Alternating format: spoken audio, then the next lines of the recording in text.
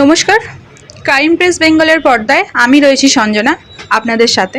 আজ আমার সাথে যিনি উপস্থিত আছেন তিনি হলেন কলকাতা হাইকোর্টের অ্যাডভোকেট নাজিয়া ইলাই খান। আসুন তার সাথে আমি একটু কথা বলে নেওয়ার চেষ্টা করি।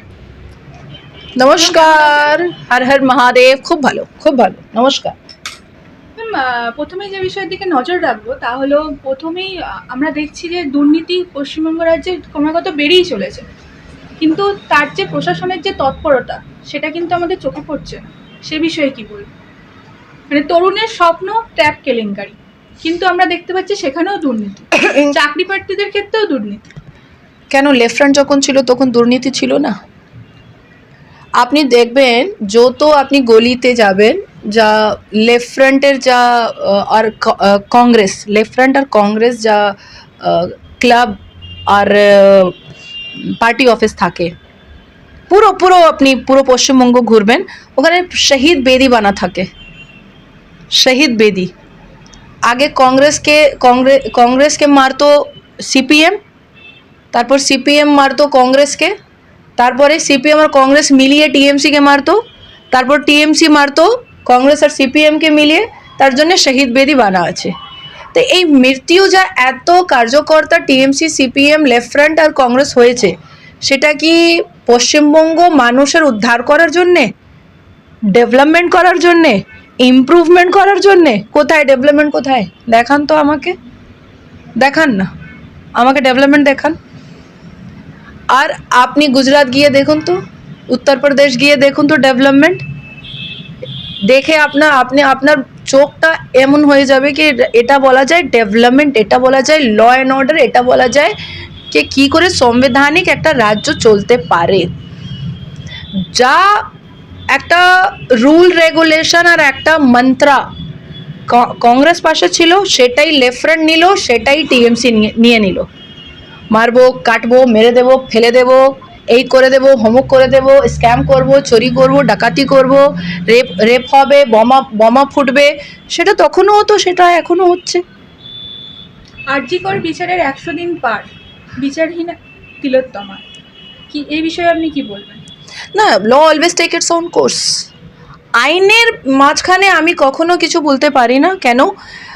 এতদিন থেকে সঞ্জয় রায় চুপ করে বসেছিল, হঠাৎ করে পুলিশ ভ্যান থেকে বলছে, কণ্ঠরোধ করা হলো তার। হ্যাঁ, হঠাৎ করে বলল কে আমাকে ফাঁসানো হচ্ছে, পুলিশ আমার সঙ্গে ভালো ব্যবহার করছে না।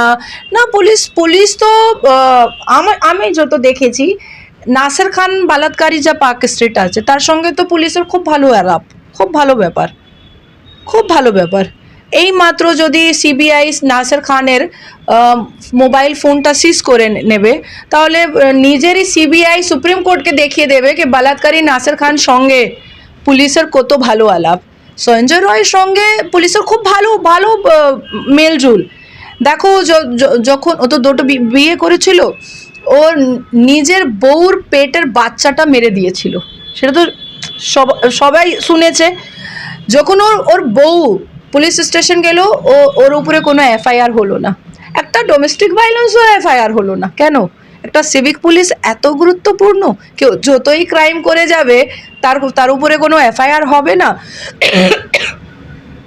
ও যখন দেখলো কি এবার মমতা বন্দ্যোপাধ্যায় শেখ শাহজাহান মতন আমাকে বাঁচাতে পারবে না, কপিল সিব্বল একদম মানে ওর ডিফেন্স করতে পারছেন না, দেশ বিদেশ দুনিয়া তিলোটামা ইনসাফের জন্যে মাঠে নেমে গেছে, তাহলে সঞ্জয় রায় একটা স্টেটমেন্ট দিল যে আমাকে ফাঁসাচ্ছে। যদি ওকে ফাঁসাচ্ছে তাহলে কাকে বাঁচাচ্ছে? Question number 1।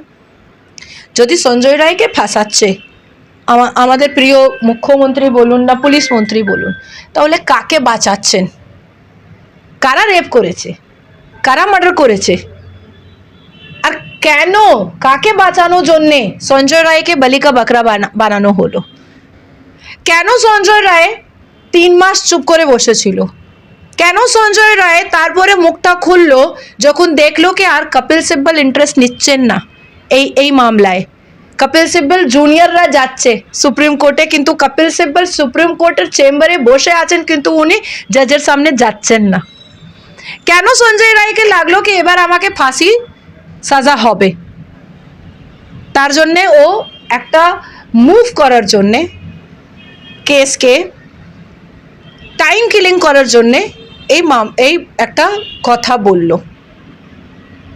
হঠাৎ করে যদি ন্যায়পালিকা না সর্বোচ্চ ন্যায়পালিকা বলে দেবে না সঞ্জয় রায়কে ফাঁসি দিয়ে দাও, কালকে আমরা জানবো কি না আরো 4টে বলাৎকারী ছিল তিলোত্তমা। তারপরেও আমরা অনেক ঘটনার সম্মুখীন হয়েছি।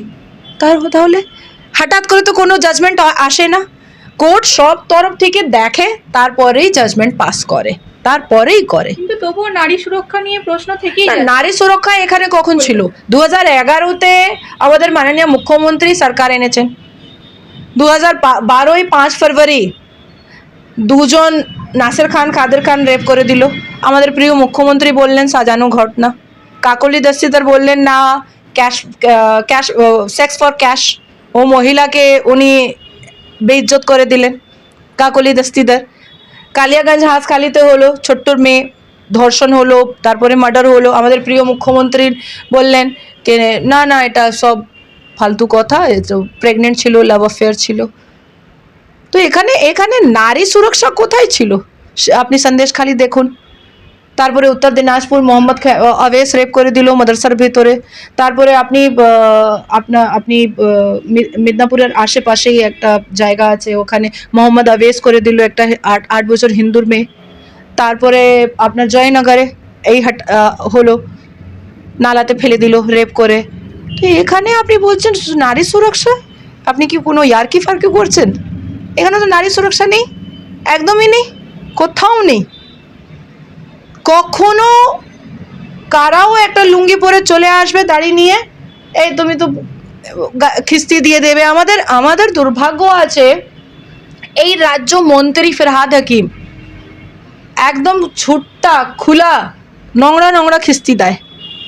এটা কি আমি মিথ্যা কথা বলছি?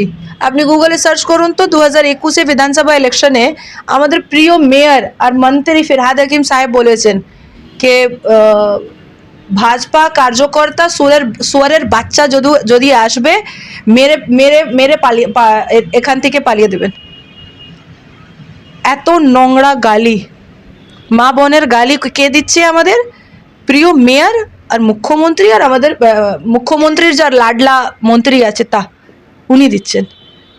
তো এখানে তো নারী সুরক্ষিত আছে, অভিষেক ব্যানার্জি বউ সুরক্ষিত আছে, ফিরহাদ হাকিম মেয়ে আর বউ সুরক্ষিত আছে, সিদ্দিকুল্লাহ চৌধুরী মেয়ে আর বউ সুরক্ষিত আছে, যারা যারা টিএমসি করে তাদের মেয়ে আর বউ সুরক্ষিত আছে। যারা টিএমসি করে না তার কখনো রেপ হতে পারে, তারা গালাগাল খেতে পারে, তারা মলেস্ট হতে পারে, তাদের মার্ডার হতে পারে, কিচ্ছুই হতে পারে।